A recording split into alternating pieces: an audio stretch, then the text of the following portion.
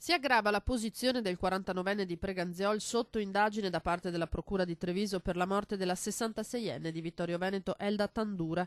Gli accertamenti effettuati nel corso dell'autopsia stabiliscono che la donna, deceduta a fine settembre dopo un mese di agonia, sia morta in seguito a una caduta provocata da una violenta spinta. Battendo la nuca avrebbe riportato il versamento di sangue intracranico in seguito al quale non si è più ripresa.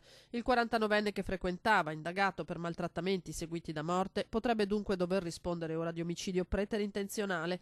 Che ci fosse lui con lei la sera in cui l'ex insegnante era rimasta ferita è certo. Erano stati i vicini a chiamare i soccorsi dopo aver sentito forti rumori provenire dall'abitazione della donna, ricoverata prima a Vittorio Veneto, poi a Treviso. I 2 interventi chirurgici ai quali era stata sottoposta non erano stati sufficienti. Il compagno ha sempre negato di averla picchiata, ha parlato di una caduta relativa a giorni precedenti, ma l'autopsia delinea un quadro differente.